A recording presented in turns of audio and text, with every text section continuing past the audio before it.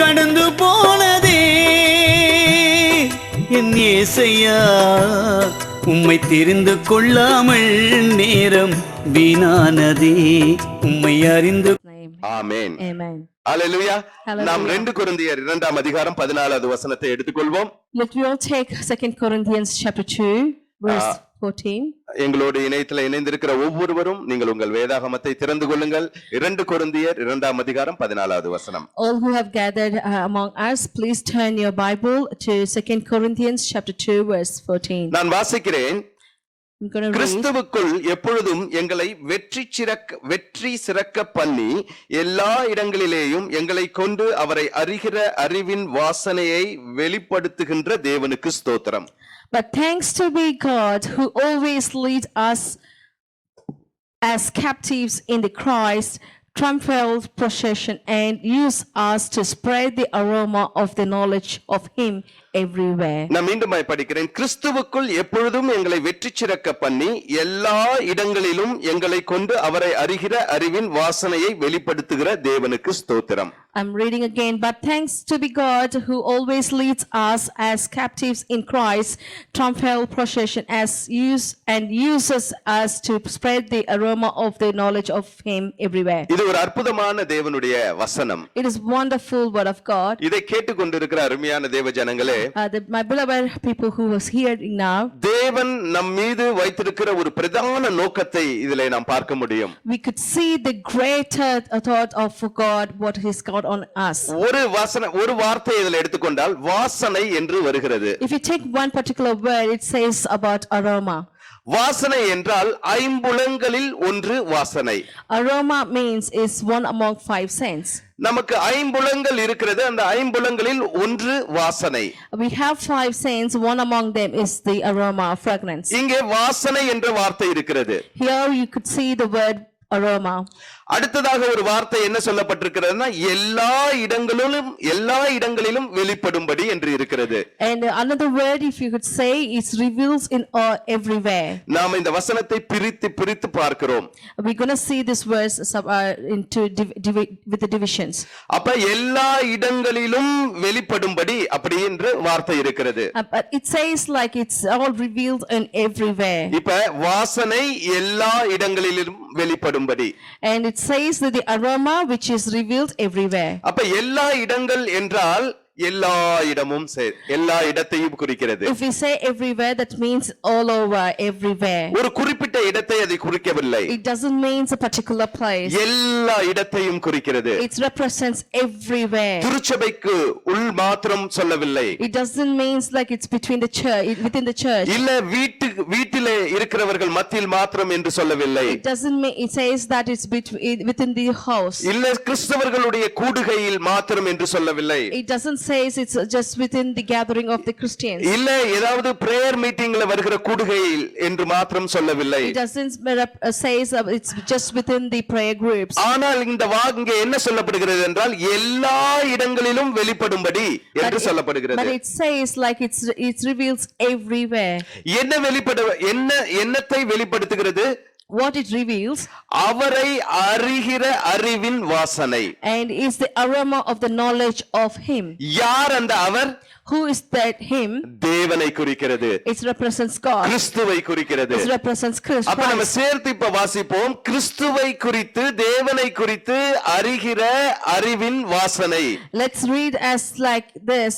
It's a knowledge of knowing God and as aroma. எல்லா இடங்களிலும் நம் மூலமாய் வெளிப்படும்படி. And it reveals everywhere through us.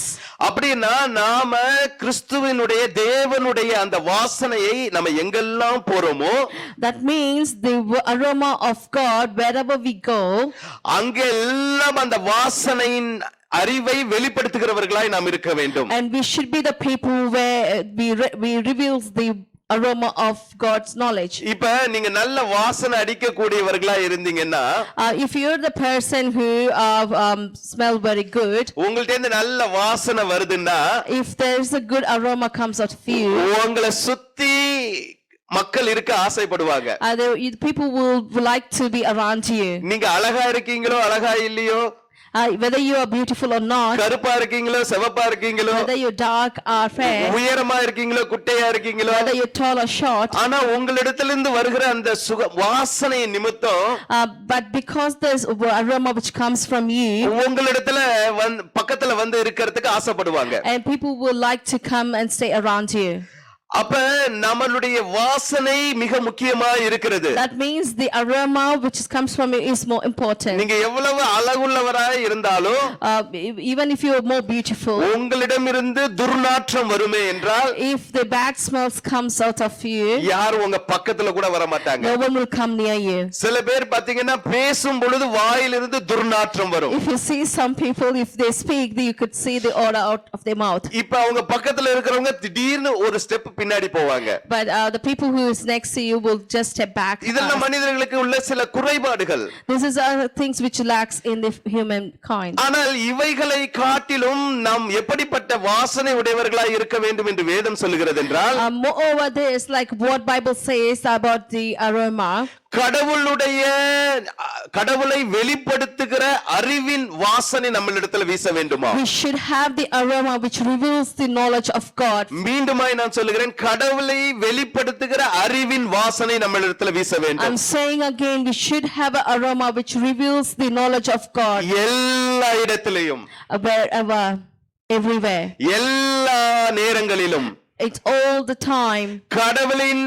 கடவுளை வெளிப்படுத்துகிற அறிவின் வாசனை The aroma which reveals the knowledge of God, உங்களிடத்திலிருந்து வெளிப்பட வேண்டும். it should come out of you. Hallelujah. Hallelujah. Praise the Lord. Praise the Lord. ஆமென்.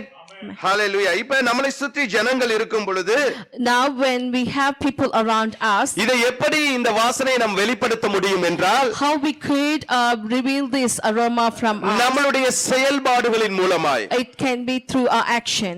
நாம எந்த நேரத்திலும் All the time, இல்ல எந்த இடத்திலும் or wherever we are, காரணம் சொல்லி தப்பித்துக் கொள்ள முடியாது. we cannot give excuse and escape. இல்ல அவங்க எல்லாம் வந்து கடவுளை விரும்பாதவர்கள். We could not say that like those people they don't like God. அவங்கள்ட்ட இருக்கும் பொழுது இப்படிதான் இருக்க முடியும். When we are with them, we could be like this only. இல்ல இவர்கள் வேற கடவுளை வணங்குகிறவர்கள். All these people will worship different gods. இவர்களோட இருக்கும்போது நாங்க இப்படிதான் இருக்க முடியும். And when we are with these kind of people, we could be like this. ஆனா கிறிஸ்தவர்களோடு இருக்கும் பொழுது நாங்க இப்படி இருந்துக்கிறோம். And when we are with the Christians, we will be like this.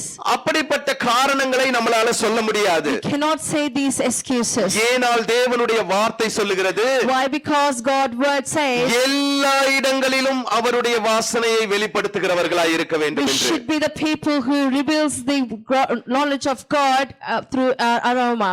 இப்படிப்பட்டவர்கள் சில நேரங்களிலே அப்படிப்பட்டவர்கள் நம்மளுடைய வாசனை விரும்பவில்லைன்னா, If you see there's people who does not like the aroma of God, அவர்களுக்காக நாம் சேற்றை பூசிக்கொள்ள முடியாது. we cannot put the bad things on us for those people. அதே வாசனையோடு அவர்களை விட்டு விலகுவது நமக்கு நலமாயிருக்கும். With the same aroma, it's better to be away from them. ஒரு தமிழ்ல நீதிமொழி ஒன்னு இருக்கிறது, There is a proverb in Tamil, பூவோடு சேர்ந்த நாரும் மணக்கும் என்று. and the strings will also smell along with the flowers.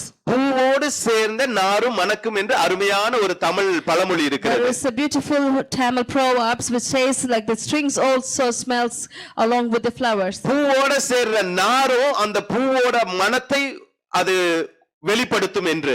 And the strings which goes along with the flowers also reveals the flowers aroma. அதே போலதான் நாம நம்ம வாழ்க்கையில வீசுகிற இந்த வாசனை, Likewise in our life the aroma which we bring out, கடவுள் கொடுத்திருக்கிற இந்த வாசனை, the fragrance which God has given in us, இந்த உலகத்தில் இருக்கிற நம்மளுடைய நண்பர்களாலோ மனிதர்களாலோ, and the people who is among this in this world as like our friends or other people, சூழ்நிலைக்கு ஏற்றபடி மாற்றிக்கொள்ள கூடாது. we shouldn't be changing according to the situation. உன்னுடைய நறுமணம் நறுமணமாகவே இருக்க And வேண்டும். your fragrance has to be a fragrance. நீ எங்கு சென்றாலும் அதே நறுமணம் வீசுகிறவராய் இருக்க வேண்டும். And wherever you go, you should be be the person who reveals the same fragrance. இதுதான் கடவுள் உனக்கு கொடுத்திருக்கிற கிருபையாய் இருக்கிறது. This is what the grace God has given unto you. நீ யாரை திருப்தி செய்ய இந்த உலகத்தில் வாழ்ந்து கொண்டிருக்கிறாய்? Who are you trying to satisfy in this world? கிறிஸ்து இயேசுவ திருச்சபை மனிதர்களை திருப்தி செய்ய வாழ்ந்து கொண்டிருக்கிறதா? Is the Christ Yeshua church is living to satisfy the man? இல்ல தேவனை திருப்தி செய்ய வாழ்ந்து கொண்டிருக்கிறதா? Or it's living to satisfy God? இல்ல தன்னைத்தானே திருப்தி செய்து கொள்ள வாழ்ந்து கொண்டிருக்கிறதா? Or it's living to satisfy our own self? தேவனுடைய வாசனை மகிமையான வாசனையாய் இருக்கிறது. God's aroma is a glorious aroma. எங்கு சென்றாலும் எந்த இடத்திலும் அந்த வாசனையை நீங்கள் வெளிப்படுத்த வேண்டும். Wherever you go, you have to reveal or you have to show that aroma. இப்ப ஒரு குடிகாரன்ட்ட பாத்தீங்கன்னா மதுபானத்தினுடைய வாசனையை நீங்க பார்க்கலாம். If you see to the drunkards, you could see the smell of liquor. பக்கத்துல போனோனே மூக்க பிடிச்சிக்கிற மாதிரி இருக்கும் smell. As soon as you go closer to it, you could close your nose. புகை பிடிக்கிறவர்கள்ட்ட பாத்தீங்கன்னா அந்த புகையினுடைய வாசனை வீசும். If you see with the smokers, you could see the smell of cigarette. ஒரு திருடனிடம் பாத்தீங்கன்னா ஒரு திருட்டுத்தனத்தினுடைய வாசனை வீசும். If you see with the thief, you could smell the theft. விபச்சாரக்காரர்களிடம் பாத்தீங்கன்னா விபச்சாரத்தின் வாசனை வீசும். If you see with the adulterers, you could see the smell of adultery. பொய் சொல்லுகிறவர்கள்ட்ட பாத்தீங்கன்னா எப்பொழுதும் பொய்யின் வாசனை வீசும். If you see with the liars, you could smell the smell of lies.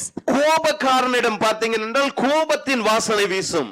If you see with the angry person, you could smell the smell of anger. உலகத்தின்படி வாழ்கிறவர்களிடம் பாத்தீங்கன்னா உலகத்தினுடைய வாசனை வீசும். If you see with the people who lives with likes the worldly life, you could smell the worldly smell. நிறைய cinema பாப்பங்கள்ட்ட பாத்தீங்கன்னா சினிமாவினுடைய வாசனை வீசும். If you see with the people who watches more cinema, then you could smell the smell of cinema. நிறைய வேத வாசிக்கிறவங்கள்ட்ட பாத்தீங்கன்னா வேதத்தினுடைய வாசனை வீசும். If you see with the people who reads the word of God, you could smell the word of God in them. தேவனோடு சஞ்சரிக்கிறவர்களிடம் பாத்தீங்கன்னா தேவனுடைய வாசனை வீசும். If you see with the people who stays in the presence of God, you could smell the presence of God in them. இப்ப தேவஜனமே நீ எங்கே நிற்கிறாய் என்பதை நீ அறிந்து கொள்ள வேண்டும். Now the people of God, please know where you stand.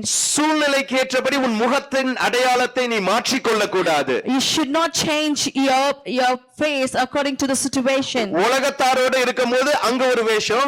When you're with the world, you show a kind of a disguise. சபையோடு இருக்கும்போது அங்க ஒரு வேஷம். When you with the church and you disguise yourself that way. அதற்காக நாம் அழைக்கப்படவில்லை. We are not called for that. எங்கு இருந்தாலும் அவருடைய அறிவின் வாசனை நம்மிடத்தில் வீச வேண்டும். Wherever we are, we should have the fragrance of aroma which shows the knowledge of God. அந்த வாசனை மற்றவர்களை தேவனை அறிந்து கொள்ளும்படியாய் செய்யும். That fragrance will make the other people to know God. ஏனா நாமை எப்படி வாழ்கிறோமோ, because however we live, எப்படி பேசுகிறோமோ, however we speak, எப்படி நடக்கிறோமோ, however we walk, எப்படி நாம் வாழ்கிறோமோ, however we live, அப்படியான வாசனையை நாம் வீசுகிறவர்களாய் இருப்போம். we will be the person who gives out this fragrance such way. நாம் தேவனுக்குரியவர்களாக வாழும் பொழுது, when we live as godly, தேவனுடைய வாசனையை வீசுகிறவர்களாய் மாத்திரம் இல்லாமல், we are not only the person who is spreads the aroma of God. தேவனை வெளிப்படுத்துகிற ஒரு ஜனங்களாய் நாம் காணப்படுவோம். We will be the people who reveals God himself. நான் மீண்டுமாய் சொல்கிறேன், தேவனுடைய வாசனை மகிமையின் வாசனையா இருக்கிறது. I'm saying this again, aroma of God is glorious aroma. அது நிறைந்திருக்கிறவர்கள் எங்கு சென்றாலும் அதை வீசுகிற அந்த வாசனை வீசுகிறவர்களாய் காணப்படுவார்கள். People who are filled with that fragrance, they will be the people who will reveals the God fragrance. சமயத்திற்கு தப்பதாக தங்களை மாற்றிக்கொள்ள மாட்டார்கள். They won't change according to the circumstances. எந்த நிலையிலும் அவர்கள் அப்படியாகவே இருப்பார்கள். In any situation they will stay the same. அதற்கு தான் தேவன் உங்களுக்கு தன்னை வெளிப்படுத்தி இருக்கிறார். That's why God has revealed himself to you. அதற்கு தான் தேவன் தன்னை உங்களுக்கு வெளிப்படுத்தி இருக்கிறார். That's why God has revealed himself to you. உங்கள் மூலமாய் மற்றவர்கள் அவரை அறிந்து கொள்வதற்காக உங்களை இந்த உலகத்திலே வாழ வைத்துக் கொண்டிருக்கிறார். God has made you to live in this world so that they can see and know God through you. உனக்கு கிடைக்கிற ஆசீர்வாதம், வேலை, வசதிகள் எல்லாம் அதற்காகத்தான் தேவன் கொடுக்கிறார். All the blessing God has given unto you, your work and your blessings is just for that reason. அவர்களுக்கு உனக்கு ஒரு வித்தியாசம் உண்டாக வேண்டும் என்பதை தேவன் விரும்புகிறார். God wants you to have a difference between you and them. இதை நாம் புரிந்து கொள்ள வேண்டும். We should understand this. Hallelujah. Hallelujah. Praise the Lord. Hallelujah. வசனம் 16 எடுத்து வாசித்தோம் என்றால் அதே 2 கொரிந்தியர் 2:16 வசனத்தை வாசித்தோம் என்றால் If you read 2 Corinthians chapter 2 verse 16, இங்கே என்ன சொல்லுகிறார் என்றால் கெட்டு போகிறவர்களுக்குள்ளே மரணத்துக்கு ஏதுவான மரண வாசனையும் and here it says to the one we are the aroma of death leading to death. அதாவது நாம கெட்டு இந்த உலகத்தினால கெட்டு போகிற மக்கள் இருக்கிறார்கள் அல்லவோ, And that means the people who get perished because of this world. அந்த கெட்டு போகிற மக்களுக்கு வருகிற கேடு வருகிற மரணத்தினுடைய வாசனையை தெரிவிக்கிறவர்களாகவும் And the people and the aroma which comes through when the people get perished and we reveal those aroma. ரட்சிக்கப்படுகிறவர்களுக்கோ And the people who receive salvation. ஜீவனுக்கு ஏதுவான வாசனை வீசுகிறவர்களாகவும் And we are the people who spreads the aroma of the life. வீசுகிறவர்களாகவும் நாம் இருக்க வேண்டும் என்று வேதம் சொல்லுகிறது. And we should be the people like that as Bible says. இப்ப கெட்டு போகிற மக்களுக்கிடத்துல சேர்ந்து நாமளும் கெட்டு போனவர்களாய் இருப்பதற்காக அல்ல. And it's not to be perished along with the people who get perished. ஏனால் இந்த உலகத்தினால் கெட்டு போகிற மனிதர்கள் மரணத்துக்கு ஏதுவானவர்களாய் இருக்கிறார்கள். Why? Because the people who stays in this world and get perished, they are belongs to the death. ரட்சிக்கப்பட்ட பின்பு நம்மளுடைய முகத்தை நாம் மாற்றிக் கொண்டிருப்போமே என்றால், And if we, after our salvation, if we still change our faces, சூழ்நிலைக்கு ஏற்றபடி நாம் நம்மை மாற்றிக் கொண்டிருப்போமே என்றால், if we change our face according to the situation, மரணத்துக்கு ஏதுவானவர்களை மரணத்திலிருந்து மீட்கப்படாமல், and the people who belongs to the death and we are not trying to help them to come out of the death, அவர்களோடு சேர்ந்து நாமும் மரணிக்கிறவர்களாய் காணப்படுவோம். and we will be also the people who also get death along with them. அதனால வேதம் தெளிவாய் சொல்லுகிறது, மரணத்துக்கு ஏதுவாய் இருக்கிறவர்களிடத்துல மரண வாசனை வீசுகிறவர்களாய் காணப்பட வேண்டும். That's why Bible clearly says the people of they being a people that shows the aroma of death leading to death. சாவு வீட்டுக்கு போயிட்டு வந்தா பாத்தீங்கன்னா அங்க ஒரு வாசனை இருக்கும். And if you go to the funeral, then you could see a different type of smell. கல்யாண வீட்டுக்கு போனீங்கன்னா அங்க ஒரு விதமான வாசனை இருக்கும். And if you go to the wedding, and then you will see you can smell a different type of smell. நாம கண்ணை மூடிக்கிட்டே இருந்தாலே நாம எந்த இடத்துல இருக்கிறோம்ன்றதை நம்ம அறிந்து கொள்ள முடியும். We could identify even if we keep our eyes closed. ஏன்னா அந்த சூழ்நிலைகளுடைய வாசனை நமக்கு தெரியும் நம்ம எங்க இருக்கிறோம் என்பதை. Because the situation in that place will shows us where we are. அதனால முதல்ல நாம் தேவனுடைய வாசனையை அறிந்திருந்தால், that means if we know the smell of God first, சில நேரங்களில் நாம் சாக்கடையின் மத்தியில இருக்கும் பொழுது, and when we are among the dirty place, அந்த சாக்கடையினுடைய வாசத்தை நம்மால் அறிந்து கொள்ள முடியும். and we could also identify the smell of sewage. அது எப்படிப்பட்ட வாசனையாய் மரண வாசனையாய் இருக்கிறது என்றால், and how this aroma of death would be. ரோமர் 1ஆம் அதிகாரத்திலே எடுத்து நான் வாசிக்க விரும்புகிறேன். And I'm going to turn the Bible to Romans chapter 1. 28வது வசனத்திலிருந்து நான் 4 வசனங்களை தொடர்ந்து வாசிக்க விரும்புகிறேன். And I'm going to read from the verse 28 and following 4 more verses. நீங்களும் ரோமர் 1ஆம் அதிகாரம் 28வது வசனத்திலிருந்து எடுத்துக்கொள்ளுங்கள். And please turn your Bible to Romans chapter 1.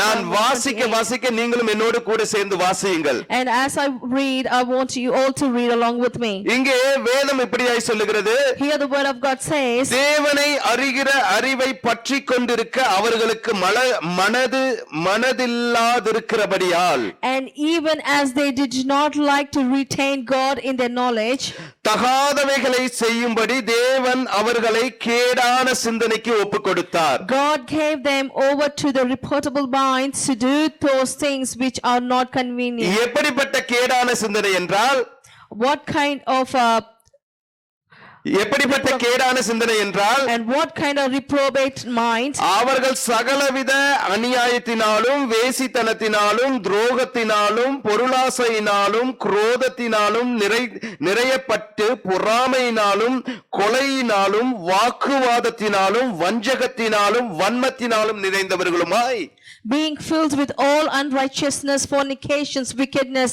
covetousness, malicious, full of envy, murder, debate, deceit, malignity, whisperers. புறங்கூறுகிறவர்களுமாயும் அவதூறு பண்ணுகிறவர்களுமாயும் தேவ பகஞ்சருமாயும் துரோகம் பண்ணுகிறவர்களுமாயும் அகந்தையுள்ளவர்களுமாயும் வீம்புக்காரருமாயும் பொல்லாதவைகளை யோசித்து பிணைக்கிறவர்களாயும் பெற்றோருக்கு கீழ்ப்படியாதவர்களாயும் 30வது backbiters, haters of God, deceitful, proud, boasters, inventors of evil things, disobedient of parents.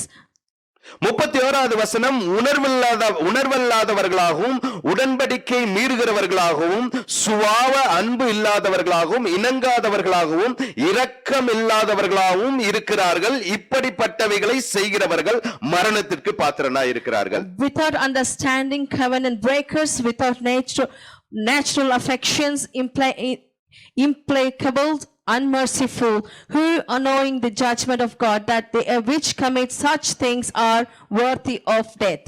இந்த 4 வசனங்களை நீங்க எழுதி வச்சுக்கிட்டு இதுல ஏதாவது ஒரு குறைபாடுகள் நம்மிடத்துல இருக்கான்னு நீங்க பார்க்கணும். Please search within you by writing this all 4 words to find is there any lack in us. நிறைய விஷயங்கள் நம்மளை நாம் நீதிமான்களாய் நினைத்துக் கொண்டிருப்போம். In many ways we would think that we are righteous. நாமளை நீதிமான்களாய் நினைத்து மற்றவர்களை குற்றப்படுத்திக் கொண்டிருப்போம். And we will be pointing unto others by thinking that we are more righteous. மற்றவர்களை குறை கண்டுபிடித்துக் கொண்டிருப்போம். And we will find lack in others by find lack in others.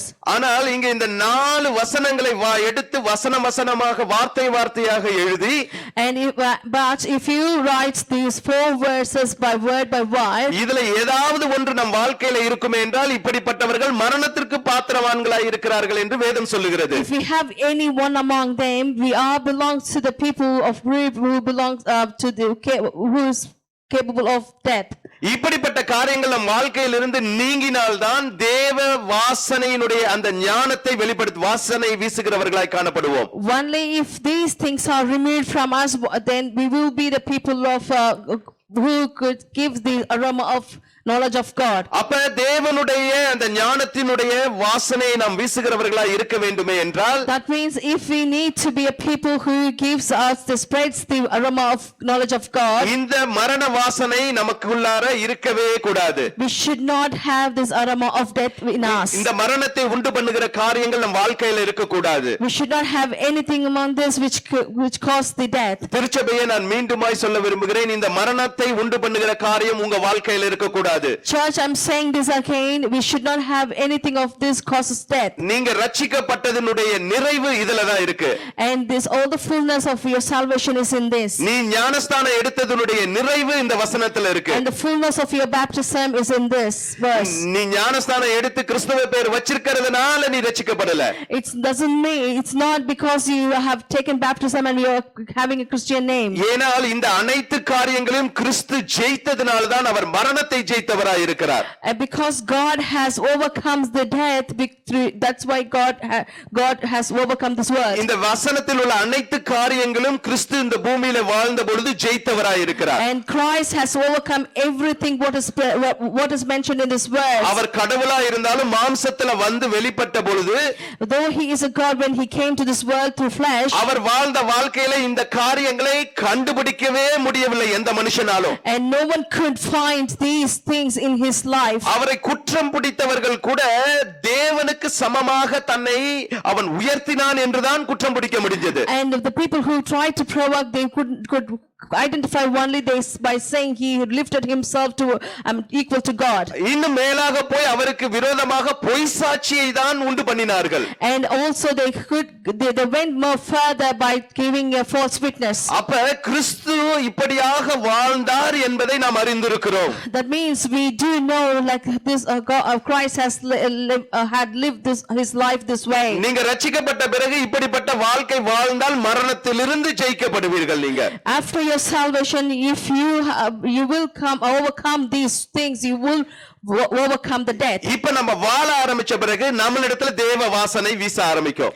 After we live, then we will have the aroma of God in us. இந்த வாசனையோடு இப்படிப்பட்ட வாழ்க்கை இந்த உலகத்துல வாழ்கிறவர்களுக்கு நாம் ஒரு எச்சரிக்கையின் மணியாய் இருப்போம். And we will be the people of warning sign to the people who lives in this way. அவர்களை வெறுக்கும்படியாய் வேதம் நமக்கு சொல்லவில்லை. And the Bible doesn't say that we should hate them. அவர்களை விட்டு விலகி போ என்று வேதம் சொல்லவில்லை. Bible doesn't say that we should be away from these people. நீ அவர்களை போல மாறிவிடாமல், and you shouldn't be changing like them. உனக்கு தேவன் கொடுத்திருக்கிற அந்த வாசனை வீசுகிறவனாய் நீ வாழ வேண்டும் என்று வேதம் சொல்லுகிறது. And Bible says that you should live a life that what God has given us, the aroma which is given unto you. அப்படிப்பட்ட வாழ்க்கை வாழும் பொழுது அவர்கள் அந்த தேவனை அறிந்து கொள்வார்கள். When we live such life, they will know a God. இப்ப நீங்க நல்லா தெரிஞ்சு கொள்ளுங்க, இப்படிப்பட்ட மரணத்தின்படி வாழ்கிறவர்கள், Please be known like the people who lives to death. மரணத்தின்படி வாழ்கிறவர்கள் மத்தியிலே நாம் இருக்கும் பொழுது, When we are among the people who lives for death, மரணத்தின் வாசனையை வீசுகிறவர்களாய் நாம் காணப்பட வேண்டும். and we should be the people who spreads the aroma of death.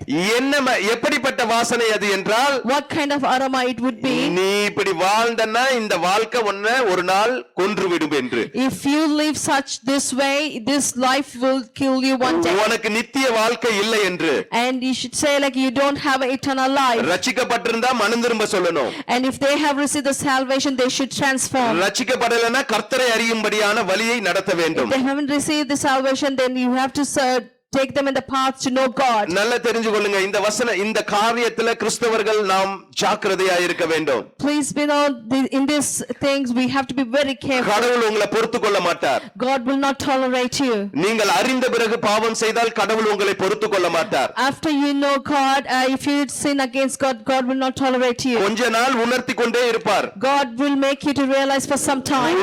உணர்வு அடையலனா, if you don't realize, அந்த 28வது வசனத்தின் கடைசி பகுதியை நான் வாசிக்கிறேன். ரோமர் 1:28. And I'm going to read the words, last part of the verse 28. தேவன் அவர்களை கேடான சிந்தைக்கு ஒப்பு கொடுப்பார் என்று வேதம் சொல்லுகிறது. God gave them over to a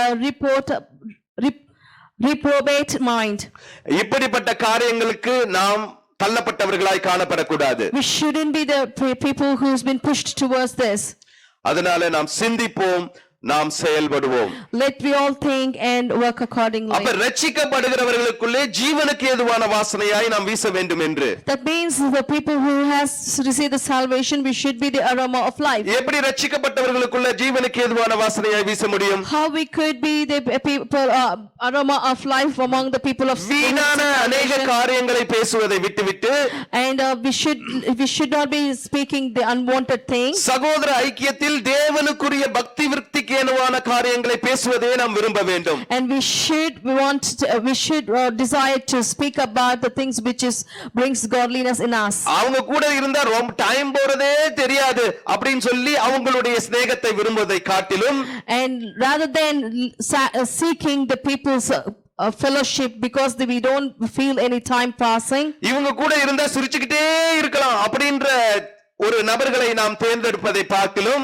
rather than choosing the people who we think like we feel with them we can laugh or stay in laughter, இவர்கள் கூட இருந்தா நிறைய விஷயங்களை தெரிந்து கொள்ளலாம் என்ற காரியங்களை காட்டிலும், we search for the people who we can stay with them so that we can know more knowledge.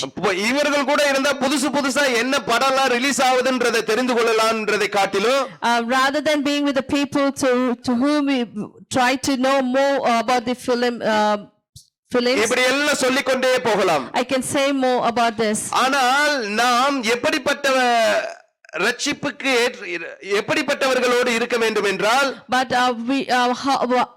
which kind of people we should be with? ரட்சிக்கப்படுகிறவர்களுக்குள்ளே ஜீவனை குரிய வாசனை வீசுகிறவர்களோடு நாம் இருக்க வேண்டும். And we should be the people among the people who has received the salvation and they spread the aroma of God. முதிர்ச்சி அடைந்தவர்கள் ஜீவனுக்கு ஏதுவான வாசனை வீசுகிறவர்களாய் இருக்க வேண்டும். And who is more elder, they should be the people who spreads the aroma of life. வீணான கதைகளை பேசுவதை விட்டுவிட்டு, rather than speaking unwanted things, ஆவிக்குரிய காரியங்களில் ஒரு மனுஷியையோ பலப்படுத்துவதையே நாம் விரும்ப வேண்டும். we should long for strengthen the people with the spiritual way, பலவீனப்பட்டிருக்கிறவர்களை பலப்படுத்தவும், and to the strengthen the weakened, சுகவீனப்பட்டிருக்கிறவர்களுக்காக ஜெபம் பண்ணவும், and to pray for the people who are sick, பின்மாற்றத்தில் இருக்கிறவர்களுக்கு வேத வாக்கியங்களை எடுத்துரைக்கவும், and to the people who else gone away from God to say the word of God. ஜெப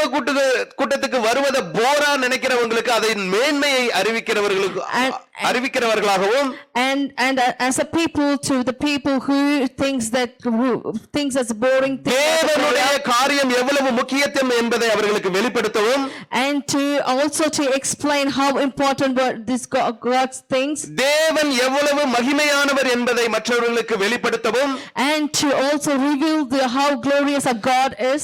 இப்படிப்பட்ட வாசனை வீசுகிறவர்களாய் நாம் காணப்பட வேண்டும். And we should be the people who spreads the aroma like this way. ஒரு ஊர்ல நடந்த ஒரு சம்பவத்தை குறித்து நான் உங்களோடு பகிர்ந்து கொள்ள I விரும்புகிறேன். wanted to share things which has happened in one place. ஒரு நபர் தன்னுடைய நண்பனை கூட்டி தன்னுடைய ஊருக்கு சென்றானாம். A person went to a town with his friend. அந்த ஊருக்குள்ளார நுழையும் பொழுது When they entered this town, அங்கே ஒரு சிறு பையன் என்ன பண்ணானா ஒரு குப்பைத்தொட்டியிலிருந்து உணவுகளை எடுத்து சாப்பிட்டு கொண்டிருந்தானாம். and there was a small boy and he was taking some food from the trash. அவனை பார்க்கும் பொழுது மனநிலை பாதிக்கப்பட்டவனை போல இருந்தான். And as soon as they saw, he was representing that he is mentally ஆனால் affected. அந்த ஊர் ஜனங்கள் பாத்தீங்கன்னா அந்த பிள்ளையை பார்த்து சிரித்து நகைத்து விட்டு சென்றார்களாம். And if you see the people from this town, they were all passing by laughing at him. யாருமே அவனுக்கு உதவி செய்வது போல தெரியவில்லை. No one has come forward to help him. அப்ப இந்த புதுசா வந்த இந்த நண்பன் தன்னுடைய நண்பனை பார்த்த உடனே அவன் புரிந்து கொண்டானாம். And the friend who came along with this person, as soon as he saw, he could understand. தன்னுடைய நண்பன் என்ன கேட்க போகிறான் என்பதை புரிந்து கொண்டானாம். And he could identify what his friend going to question. அவன் உடனடியாக சொன்னானாம். And as soon as he said, இந்த ஊர்ல இந்த பையனோட அப்பா மிகப்பெரிய பணக்காரரா இருந்தார். and in this town his father is a rich man. அவர் உயிரோடு இருந்த காலத்துல அநியாயமா எல்லாருடைய காசுகளையும் சொத்துக்களையும் அவர் அபகரித்துக் கொண்டார். And during his lifetime he was robbed and he was wicked and he possessed all others' lands and wealth. அது மாத்திரமல்ல அழகா இருக்கிற பெண்கள் யாராவது ஊர்ல இருந்தா அந்த பெண்களை எடுத்து கொண்டு போய் அவர்கள் வாழ்க்கையை நாசம் படுத்தி விடுவார். And also he had spoiled the girls who were beautiful. இன்னும் अनेक பொல்லாத காரியங்களை அவர் செய்து கொண்டிருந்தார். And also he was doing many other wicked things. யாராவது அவரை தட்டி கேட்க எழும்பினா அவர்களை வெட்டி கொலை செய்து புதைத்து விடுவார். And if anyone rise against him to question him, he will kill them and he will bury them. அதனால இந்த ஊரே அவரை பார்த்து பயந்திருந்தது. And because so the whole entire town was afraid of him. இந்த ஊர் ஜனங்க யாருமே அவரை எதிர்த்து பேச முடியவில்லை, கேள்வி கேட்க முடியவில்லை. And the whole people in this town would not speak against him or question him. தங்களுக்கு ஒரு விடுவு காலம் வராதா என்று காத்திருக்கிற பொழுது, when they were longing for some deliverance, இந்த பணக்காரர் ஒரு கார் விபத்துல இறந்து போய்விட்டார். and this rich man died through the accident. அதற்கு முன்பாக and before that, அவர் உயிரோடு இருந்த காலத்துல நிறைய பிள்ளைகள் அவருக்கு பிறந்தார்கள். and when he was alive he had many child. ஆனால் எல்லா பிள்ளைகளும் பிறந்த சில நாட்களிலே வாரங்களிலே இறந்து விடுவார்கள். but every child will die after some time. பிறந்து உயிரோடு இருக்கிறது இந்த மகன் மட்டும்தான். and this is the only son who was born and alive. இப்படிப்பட்ட சூழ்நிலையில தான் ஒரு கார் விபத்துல அவர் இறந்து விட்டார். in this situation he died through car accident. இந்த பிள்ளை கொஞ்ச நாள் நல்லா தான் இருந்தான். and the child was okay for some time.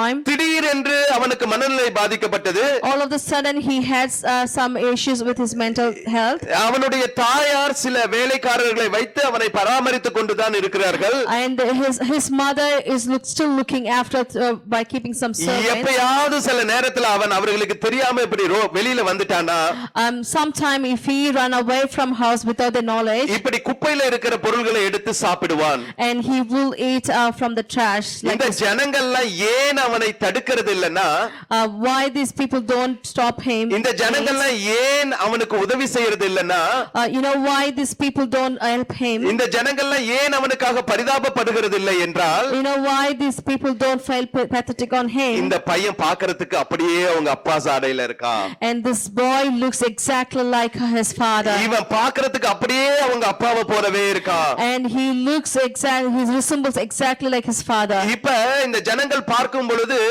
இவன் அனுபவிக்கிற இந்த கொடுமை, and when the people looks at him what he's going through right now, அவன் அப்பா அனுபவிக்கிறதாய் நினைத்து சந்தோஷப்படுகிறார்களே தவிர உதவி செய்ய வரவில்லை. and they feel happy by seeing that it's happening to his father and they don't come forward to help him. இதுதான் இந்த பையனுடைய நிலைமை. this is what his situation என்று is. சொல்லி முடித்தானான். and he's finished with by saying அருமையான that, தேவ ஜனங்களே, இதுதான் உங்களுக்கும் எனக்கும் உள்ள நிலைமை. my beloved people, this is what the situation for you and me. உங்களையும் என்னையும் கிறிஸ்துவின் சாயலுக்கு தேவன் மாற்றி இருக்கிறார். God has changed you and me to his like him. நாம இந்த உலகத்துல வாழும் பொழுது கிறிஸ்துவின் சாயலை தரித்தவர்களாய் வாழ்ந்து And கொண்டிருக்கிறோம். when we live in this world, we live like him. கிறிஸ்துவை போல நாம் வாழ்ந்து கொண்டிருக்கிறோம். And we live like Christ likeness. நாம் கிறிஸ்துவின் சாயலை தரித்தவர்களாய் நாம் இந்த உலகத்துல இருக்கிறோம். We have got the Christ likeness in us. இதுக்கு முன்பாக நம்மளுடைய வாழ்க்கையில அநேக முகங்கள் இருந்தது.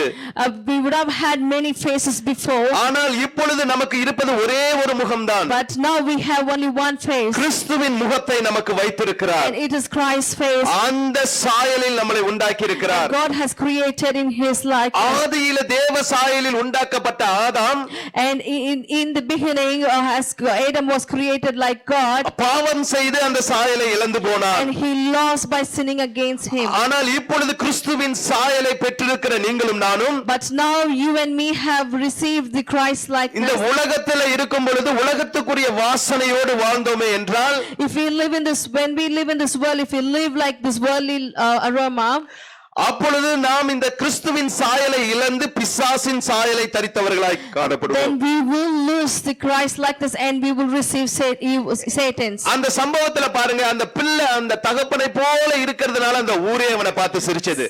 See this thing when all the people were laughed at him because he was resembling his father. வேதம் சொல்லுகிறது, ஒரு மனிதன் ரட்சிக்கப்படும் பொழுது பரலோகத்தில் உள்ள தூதர்கள் அனைவருமே அங்கே மகிழ்ந்து களி கூறுகிறார்கள் என்று. Bible says when someone receives salvation, the angels from the heaven rejoice over him. அப்ப பரலோகமே சந்தோஷப்படக்கூடிய அளவுக்கு நம்மளுடைய ரட்சிப்பு மேன்மையா இருக்கிறது. Our salvation is precious, like how the whole heaven rejoices. நீங்களும் நானும் ரட்சிக்கப்படும் பொழுது அந்த கிறிஸ்துவின் சாயலை தரித்துக் கொள்ளுகிறோம். When you and me receive the salvation, we receive God's feature, அப்ப God's image. அப்ப கிறிஸ்துவின் சாயலோடு நாம் வாழ்ந்து கொண்டிருக்க இந்த பூமியில வாழும் பொழுது, when we live in God's image in this world, நாம இந்த உலகத்துக்குரிய வாசனை வீசுகிறவர்களாய் நம்மை மாற்றிக்கொண்டால், if we change ourselves according to this world's aroma, நம்ம சாயல் பிசாசினுடைய சாயல் வந்துரும். and we will receive the Satan's image. பிசாசினுடைய சாயல் உங்க முகத்துல வந்துரும். And you will have the Satan's image in your face. நீங்க நினைச்சு பாருங்க, ஒரு கிறிஸ்துவை பிசாசு எப்படி ஏளனமாய் பார்ப்பான் என்று. Think about this, how the Satan will look unto Christ. கிறிஸ்துவை ஏளனப்படுத்துவதற்கு கிறிஸ்துவர்களை காட்டிலும் வேற யாராலும் முடியாது. There is no one in this world, no one could put God's down like other than the Christians. Just sometimes someone can make fun of Christ, it will happen only through Christians. கிறிஸ்துவர்களால் மாத்திரம்தான் கிறிஸ்துவை கேலி கூத்தாக மாற்ற முடியும். Only the Christians who could make the Christ put into shame. நீங்க ஒவ்வொரு நாளும் இந்த பாவக்குரிய காரியங்களில் வாழ்ந்தீர்கள் என்றால், if you live in this sinful life every day, கிறிஸ்துவின் சாயலோடு இருக்கிற உங்களை பார்த்து பிசாசு சிரிப்பான். and Satan will laugh at you because you having God's image. கிறிஸ்துவை அவனால ஜெயிக்க முடியல, and he cannot conquer Christ. ஆனா கிறிஸ்துவை வைத்திருக்கிற உங்களை அவன் வென்று விட்டதனால் அவன் சிரிக்கிறான். But he will laugh because he has conquered you. You have got Christ's image. நீ இந்த உலகத்துக்கு ஒத்த வேஷம் தரிச்சு வாழ நினைக்கிறதற்கு முன்பாக, before you live in this world having this worldly image, உன்னை ஆராய்ந்து பார்க்க வேண்டும். and you have to search yourself. நீ நிதானிக்க வேண்டும். You have to search yourself. இந்த காரியத்தை நான் செய்தால் பிசாசானவன் எனக்குள் இருக்கிற கிறிஸ்துவை ஏளனமாய் பார்ப்பானே. and if I do these things, the Satan he will என் நிமித்தமாய் பிசாசானவன் தேவனுடைய நாமம் தூஷிக்கப்படும்படியாய் நான் காரணமாகி விடுவேன். I will be the reason for Satan to laugh at him again towards the Christ who is living in me. உங்களுக்கு யார் முக்கியம்? Who is important to you? இந்த உலகத்தில் இருக்கிற உங்களுடைய நண்பர்கள் முக்கியமா? Is it the friend who is living in this world is important? மரணத்துக்கு ஏதுவான வாழ்க்கை வாழுகிற மனிதர்கள் முக்கியமா? Is it the people who lives towards the death? உங்களுக்குள் வாழ்கிற கிறிஸ்து உங்களுக்கு முக்கியமா? Or the Christ who is living living in you is நீங்கள் important. தீர்வு செய்கிற இந்த நாட்களில் வாழ்ந்து கொண்டிருக்கிறீர்கள். You are living in the time you need to decide. இப்பொழுது நீங்கள் முடிவு செய்கிற அந்த காலகட்டத்தில் வாழ்ந்து You are கொண்டிருக்கிறீர்கள். living in the time where you need to decide. உங்களுக்குள் வாழ்கிற கிறிஸ்துவின் சுவாசம் உங்களிலே வீச வேண்டுமே என்றால் If you have to, if you are the person need to be the person spreading the aroma of God, உலகத்துல வாழும் பொழுது உலகத்தினுடைய வாசனை உங்களுக்குள்ளார வந்துவிடக் கூடாது. and when you live in this world, you should not have the worldly aroma in you. தேவனுடைய ஜனமே மீண்டுமாய் நான் சொல்லுகிறேன், People of God, I'm saying this again. கடைசி காலத்துல நீங்க வாழ்ந்து We கொண்டிருக்கிறீர்கள். are living in the last days. உலக வாசனை நமக்கு வேண்டாம். The worldly aroma, we should not have worldly கிறிஸ்துவின் aroma. வாசனையை மாத்திரமே நான் வீசுவேன் என்கிற ஒரு தீர்மானத்தை இன்று எடுத்துக்கொள். And you have to make a decision today that you will be the person who spreads the Christ aroma. நீ உலகத்தினுடைய வாசனை வீசுறவனா இருக்கணும் என்றால் நீ ரட்சிக்கப்பட்டிருக்க வேண்டிய அவசியமே இல்லை. If you want to be the person who wanted to spread the aroma of the world, you didn't need to be a person who நீ receives salvation. ரட்சிக்கப்பட்டிருக்க வேண்டிய அவசியமே இல்லை. There is no need for you to receive salvation. நீ தேவனுடைய வாசனையின் அறிவை வீசுகிறவனாய் காணப்பட வேண்டும். And you should be the person who spreads the aroma of God. ஒரே ஒரு சம்பவத்தை சொல்லி நான் முடிக்க விரும்புகிறேன். I wanted to finish by saying one story. 2 நாளாகமம் 18ஆம் அதிகாரத்துல 2 Chronicles chapter 18. யோசேபேத் என்கிற ஒரு யூதாவின் ராஜாவை குறித்து சொல்லப்பட்டிருக்கிறது. And it talks about the king of Judah, Jehoshaphat. இந்த ஜோசபேத் தேவனுடைய திட்டத்தின்படி அவன் வாழ்ந்தான் என்று வேதம் சொல்லுகிறது. And Bible says this Jehoshaphat has lived according to the will of God. தேவனுடையக்கு பிரியமானபடி அவன் வாழ்ந்தான் என்று வேதம் சொல்லுகிறது. And the Bible says he lived a life according to God's willness. இவன் யூதாவின் ராஜாவா இருக்கிறான். And he is the king of Judah. அதே போல ஆகாப் என்கிற இஸ்ரவேலின் ராஜா ஒருவன் இருக்கிறான். And there is a king of Israel who's called Ahab.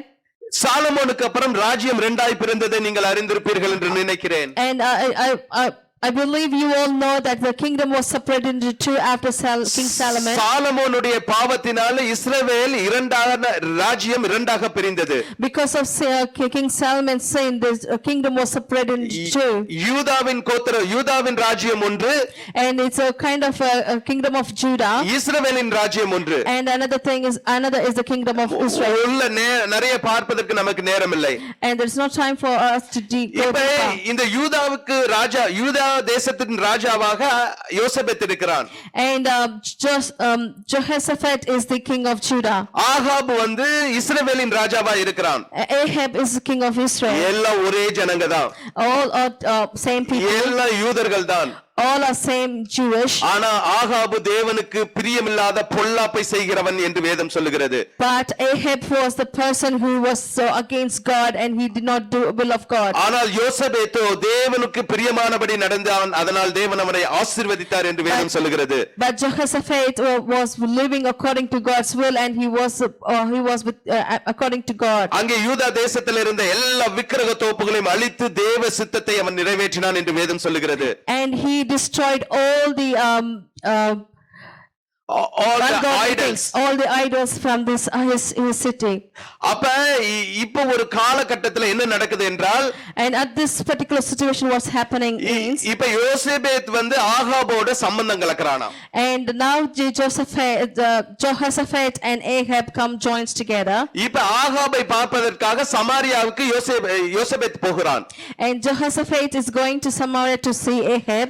அங்கே போனோனே இந்த ஆகாப் என்ன சொல்லுகிறான் யோசேபேத்தை பார்த்து, And when he go there, Ahab says to Jehoshaphat, கீலேயாத்துள்ள Ramoth என்ற ஒரு ஊருக்கு, அந்த சிரியா ராஜாவின் கீழ் இருக்கிற கீலேயாத் என்ற தேசத்தில் உள்ள ராமோத் என்கிற ஊருக்கு போய் யுத்தம் பண்ணலாம் வா அப்படின்னு கூப்பிடுறான். And he calls on to him saying like, let's go to the place called Ramoth, which is in Gilead under the kingdom of Syria. அப்பொழுது யோசேபேத் சொல்லுகிறான், நான் வந்து நீரும் நானும் ஒன்றுதான், என் ஜனங்கள் உன் ஜனங்கள் தான் என்று சொல்லுகிறான். And here Jehoshaphat says that you and me are same and your people is my people. நீ எங்க கூப்பிட்டாலும் நான் வருவேன்னு சொல்றான். And he says like, wherever you call I come to you. ஆனாலும் நம்ம போறதுக்கு முன்னாடி கடவுளுடைய தீர்க்கதரிசிகளை கூப்பிட்டு சில காரியங்களை கேட்டுக்கொள்வோம் என்று சொல்லுகிறார். But before we go, let's call upon all the prophets and let's inquire with them. இப்ப எல்லா தீர்க்கதரிசிகளும் வராங்க. And now all the prophets joined 400 பேர் together. வராங்க. And there were 400 prophets. இப்ப நாங்க யுத்தத்துக்கு போலாமா என்று யோசேபேத்தும் ஆகாபும் அந்த தீர்க்கதரிசிகளிடம் கேட்கிறார்கள். And now the Ahab and Jehoshaphat are asking to the prophets whether they can go against 400 the battle. தீர்க்கதரிசிகளும் சொல்றாங்க நீங்க போங்க வெற்றி உங்களுக்கு தான். All the 400 prophets were saying go and you can conquer. யோசேபேத்துக்கு ஏதோ மனசுல ஒரு திருப்தி இல்ல. But Jehoshaphat did not have a satisfaction. ஆகாபை பார்த்து கேட்கிறான் வேற யாராவது தீர்க்கதரிசி இருக்காங்களா அவங்கள கூப்பிட்டு விசாரிப்போம்ட்டு. And he's asking to Ahab, is there any other prophet? Let me inquire with him. அப்ப ஆகாப் சொல்லுகிறான் மிகாயா என்ற ஒரு தீர்க்கதரிசி சொல்றான் ஆனா அவனை எனக்கு பிடிக்காது. But Ahab says like there is this prophet called Micaiah and I don't like him. ஏனா அவன் எனக்கு நன்மையானதல்ல தீமையானதே எப்போதும் சொல்லுவான்ட்டு. Because he never prophesies good, he always prophesies evil. நான் இந்த கதையை முடிச்சிட்டு aப்புறமா வரேன். And I'll come back to this after I finish this story. இப்ப மிகாயா அழைத்து அனுப்பப்படுகிறான். And Micaiah was being called. மிகாயா வந்த உடனே ராஜா கேட்கிறான் நீ எனக்கிட்ட உண்மையை மாத்திரம் தான் பேசணும். And when Micaiah comes, the king is asking to him to speak the truth. தேவன் நாங்க யுத்தத்துக்கு போவது தேவன் சித்தமா இல்லையான்னு கேக்குறான். And he's asking shall we go to the battle whether it's the will of God or not. 14வது வசனம் 18ஆம் அதிகாரம் 14வது வசனத்தை நான் கடைசி பகுதி வாசிக்கிறேன். போங்கள் உங்களுக்கு வாய்க்கும் உங்கள் கையிலே ஒப்பு கொடுக்கப்படும் என்றான். And it's in the chapter 18 verse 14 the last part says and he said go ye up and prosper and they shall be delivered into your hand. இப்ப மிகாயா தீர்க்கதரிசி சொல்றான் நீங்க போங்க உங்க கையில ஒப்பு கொடுக்கப்படும்னு சொல்றான். And the prophet Micaiah says go and it will be given unto your hand. இப்ப இந்த ஆகாப் ராஜாவுக்கு நம்பிக்கை வரல. And Ahab did not believe him. ஏனா ஆகாபுக்கு எப்பொழுதுமே எதிராக தான் மிகாயா தீர்க்கதரிசனம் சொல்லுவான். Because always Micaiah has prophesied against Ahab. இப்ப தனக்கு சாதகமா சொல்றான்னு சொல்லி அவன் நம்பல. Now he is saying to him so he didn't believe what he said. அப்ப மிகாயை பார்த்து அவன் கேட்கிறான் நீ கர்த்தரை ஆணையிட்டு சொல்லி நீ உண்மையை தான் பேசணும். And he is asking unto the prophet Micaiah saying that you have to speak the truth. இப்ப நீ சொல்லு நான் யுத்தத்துக்கு போலாமா வேண்டாமா. Now you say whether I can go to the battle. அப்ப மிகாயா சொல்லுகிறான் கர்த்தர் சொல்லுகிறார் எனக்கு காண்பித்த தரிசனத்தை நான் சொல்லுகிறேன். And now prophet Micaiah says as per what God said and what she showed. இஸ்ரவேலின் ஜனங்கள் எல்லாம் தலைவன் இல்லாத மந்தைகளை போல பார்க்கிறேன். And I seen the people of Israel without the shepherd. இந்த எல்லா ஆடுகளும் மேய்ப்பன் இல்லாதவனை போல நான் பார்க்கிறேன். As all the sheep are without any shepherd. ஆனா மந்தைகள் எல்லாம் சமாதானத்தோட வீட்டுக்கு வந்துரும். But all the sheep will come home peacefully. ஆனா மேய்ப்பன் இருக்க மாட்டான். But there won't be a shepherd. இப்ப ஆகாப் திருப்பி சொல்றானா அப்பவே சொன்னல்ல இவன் எனக்கு நன்மையானது சொல்ல மாட்டான். And now Ahab said like I told you already he will not say anything favor to me. அப்பொழுது மகாயா தீர்க்கதரிசி சொல்லுகிறான். And at that time Micaiah prophet says கர்த்தருடைய நியாயத்தீர்ப்பு உனக்கு வந்தது. And the judgment of God is upon you. உன்னை சீரிய ராஜாவினுடைய கையிலே விழுந்து போகும்படியாய் கர்த்தர் ஒப்பு கொடுத்தார். And God has given you into the hands of a king of Syria. நீ நம்பும்படியாக பொய்களை பிறப்பிக்கிற ஆவியை தேவன் அனுமதித்தார். And God has given a permission to the spirit which which says lie. நீ நம்பி நீ வீழ்ந்து போகும்படி பொய்களை பிறப்பிக்கும் ஆவிகளை தேவன் அனுமதித்தார். God has permitted this spirit of lie for you to fall. அப்ப இந்த பொய்யை பிறப்பிக்கிற ஆவிகள் எல்லாம் புறப்பட்டு அந்த 400 தீர்க்கதரிசிகளின் வாயிலே அமர்ந்து பொய்யை உனக்கு சொன்னது. And this spirit of lie has come and laid upon the all 400 prophet and they lied against. நீ அத நம்புற. And now you believe that. ஆனா நான் சம்பவிக்கிற காரியத்தை சொல்லுகிறேன் உன்னால நம்ப முடியல. But I'm saying the truth what's going to happen but you cannot believe. இப்ப திரும்பி அவன் அப்ப என்ன பண்றான் அவனை சிறையில் அடைத்து விடுகிறான் மகாயா தீர்க்கதரிசியை. And and he's been captured and been put into prison.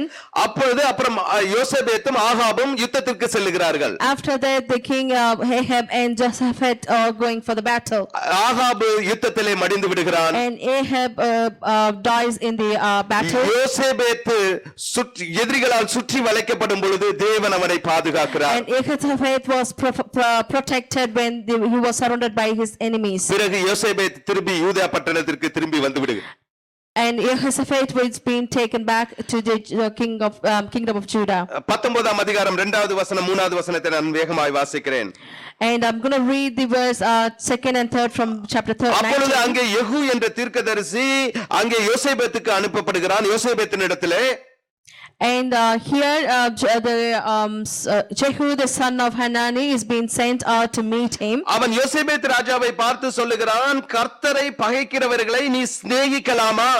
And he said unto the king of Jehoshaphat, saying like, thou shalt help the ungodly. இதன் நிமித்தம் கர்த்தருடைய கடுங்கோபம் உன்மேல் வர இருந்தது. Therefore the wrath upon God's wrath was upon thee. ஆனா நீ செய்த நன்மைகளை நினைத்து கர்த்தர் உன்னை பாதுகாத்தார். Nevertheless, the God has protected you by your good deeds. ஏன் நாம எப்பொழுதும் தேவ நறுமணம் வீசுகிறவர்களாய் இருக்க வேண்டும்? Why we should be always who spreads the aroma of God? இந்த உலகத்துல அந்தந்த மனுஷனுடைய கிரியைக்கு தக்கதான பலன் அவனுக்கு நியமிக்கப்பட்டிருக்கிறது. And in this world it's been appointed according to their actions to every person in this world. இப்படிப்பட்ட மனிதர்களுக்கு வரும் தீமையிலே நாம் சிக்கிக் கொள்ளாதபடி நாம் ஜாக்கிரதையா We இருக்கணும். should be careful that we should not go and get caught along with the evil people. ஏனென்றால் அவர்களுடைய வாழ்க்கையினுடைய கேடை அவர்கள் அனுபவிக்கிறார்கள். Why? Because they are receiving the evil according to their evil action. உன்னுடைய வேலை அப்படிப்பட்டவர்களை நீ அணிந்திருந்தால் Your job is, if you know those people, மரண வாசனை வீசுகிறவராய் நீ இருக்க வேண்டுமே ஒழிய and you should be the person to spread the aroma of death, மரணத்திற்கு பங்காளிகளாய் நீ இருக்க கூடாது. and you shouldn't be the part of the death. அப்படினா என்ன? அப்படிப்பட்டவர்களை எச்சரித்து மனந்திருப்புகிற ஒரு ஸ்தானத்துல நீ காணப்பட வேண்டுமே ஒழிய That means you should be in the place where you should be warning those people. அவனோடு ஐக்கியப்பட்டு அவனுடைய காரியத்திற்கு துணை போக கூடாது நீ.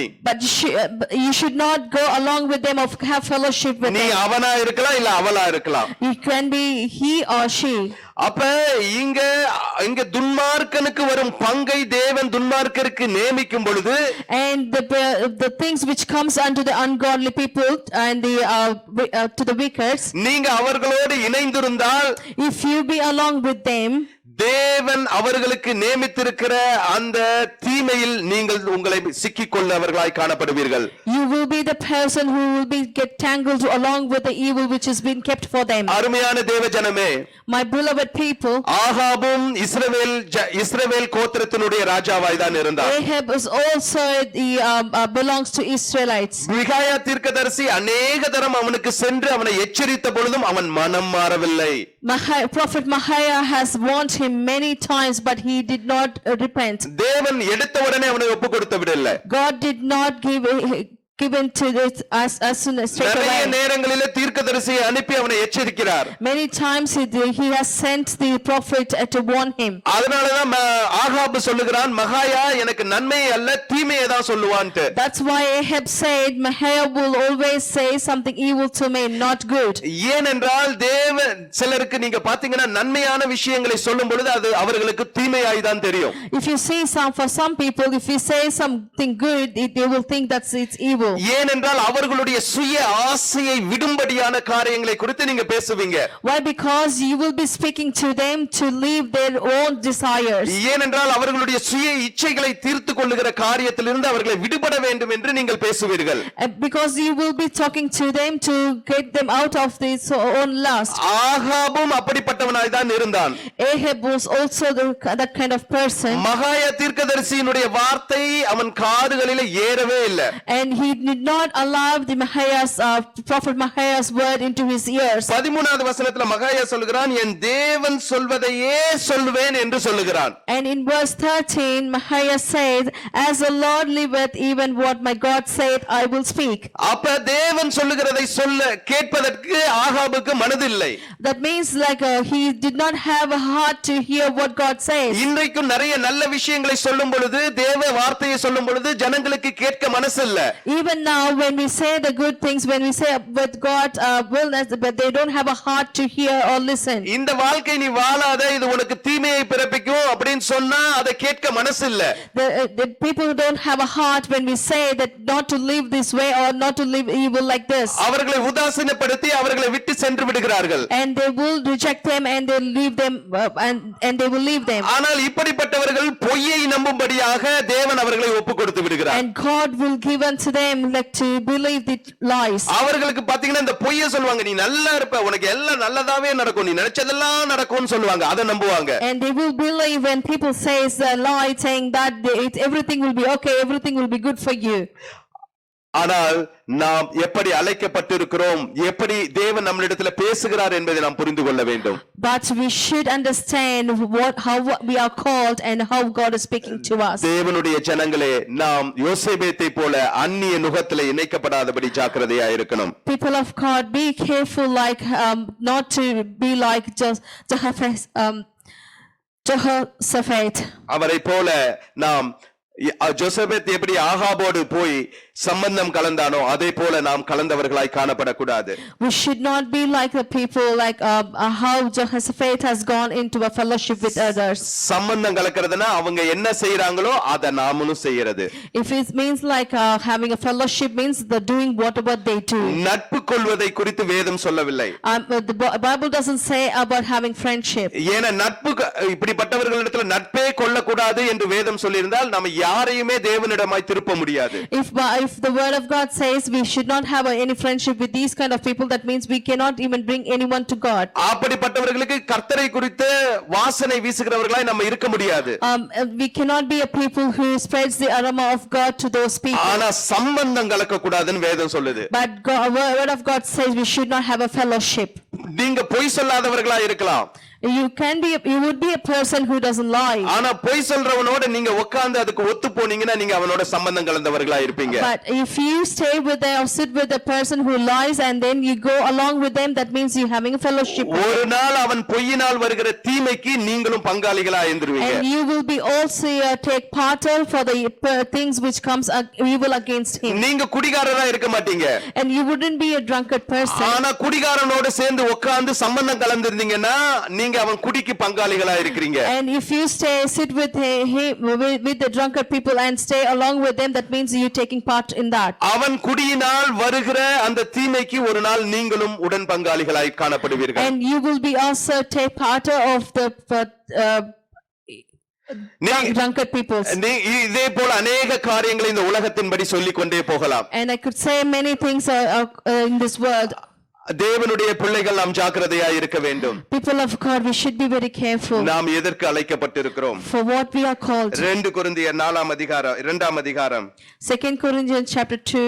அதே 16வது வசனத்தினுடைய கடைசி பகுதியை நான் வாசித்து முடிக்கிறேன். And I'm going to read the last part of verse 16. இவைகளை நடப்பிக்கிறதற்கு எவன் தகுதியானவன்? And who is sufficient for these things? எவைகளை நடப்பிக்கிறதற்கு? What things? தேவனுடைய அறிவின் சுவாசத்தை வீசுகிற காரியத்தை நடப்பிக்கிறதற்கு. And the things which to spread the aroma of God's knowledge. யாருங்க தகுதியானவன்? Who is sufficient? யாருங்க தகுதியானவள்? Who is sufficient? கிறிஸ்துவின் இரத்தத்தினாலே மீட்கப்பட்ட நீங்களும் நானும் தான். And the people who is being brought up through the blood of Christ, it's you and me. கிறிஸ்துவின் வெளிச்சத்தை பெற்றுக்கொண்ட நீங்களும் நானும் தான். And you and me who has received the light of God. கிறிஸ்துவின் மூலமாய் தேவனை அறிந்து கொண்ட நீங்களும் நானும் தான். And you and me who have known the Christ. கிறிஸ்துவின் மூலமாய் தேவனை அறிந்து கொண்ட நீங்களும் நானும் தான். And you and me who has known God through Christ. கிறிஸ்துவின் மூலமாய் தேவனை அறிந்து கொண்ட நீங்களும் நானும் தான். And you and me who had known God through Christ. அப்ப நீங்களும் நானும் தான் அந்த சுவாசத்தை வாசனையை வீசுகிறவர்களாய் இருக்கிறோம். That means you and me are the person who's spreading the aroma of God's knowledge. இவ்வளவு நேரம் தேவ வசனத்தை கேட்ட கிறிஸ்து இயேசுவா திருச்சபையே, and so far whoever heard this word of God, எவ்வளவு உங்க மனசுக்குள்ளார போனுச்சுன்னு எனக்கு தெரியாது. I'm not sure how much is gone into your heart. எவ்வளவு உங்க உள்ளத்துல விதைக்கப்பட்டதுன்னு எனக்கு தெரியாது. I don't know how much has been sown into your heart. ஆகாபை போல தேவ வார்த்தையை உதாசீனப்படுத்துகிறவர்களாய் மாத்திரம் இருந்திராதீங்க. Please don't be like Ahab who rejects the word of God. நிறைய நேரம் எனக்கு முன்பாக நீங்க ரொம்ப தேவனை நேசிக்கிறவர்களை போல காணப்படுகலாம். You might be show like a person who loves God in front of me. என் முகத்துக்கு பின்பாக நீங்க உங்களுடைய அன்றாட வாழ்க்கையை நீங்க எப்பொழுதும் போல வாழ்ந்து கொண்டிருக்கலாம். And you would be living your life behind my face. நான் உங்களை நியாயம் தீர்க்க போறது கிடையாது. I am not the person who is going to உங்களை judge போல you. நானும் ஒரு சாதாரண மனுஷன். I am also a normal person ஆனால் like you. இரண்டு கண்கள் உங்களை பார்த்து கொண்டிருக்கிறது. But there's two eyes looking unto you. நீ மனுஷனை ஏமாத்தலாம். You can deceive people. ஊழியக்காரனை ஏமாத்தலாம். You can deceive the minister. உன் கணவனை ஏமாத்தலாம். You may deceive your உன் husband. மனைவியை ஏமாத்தலாம். You may deceive your உன் wife. பெற்றோரை ஏமாத்தலாம். You may deceive your parents. உன்னுடைய சகோதர சகோதரிகளை You ஏமாத்தலாம். may deceive your brother or sister. உன்னை சுற்றி இருக்கிற பரிசுத்தவான்களை நீ ஏமாத்தலாம். You may deceive the people, holy people around ஆனா you. ஒருவரை உன்னால ஏமாத்தவே முடியாது. But you cannot deceive one our person. கண்கள் உன்னை போற்றும் பார்த்து தேவனே, இனிமேலும் உம்மை விட மாட்டேன். என் இயேசையா, இனிமேலும் உம்மை விட மாட்டேன். இந்த பாவி நான் இனிமேலும் உம்மை விட மாட்டேன். காலங்கள்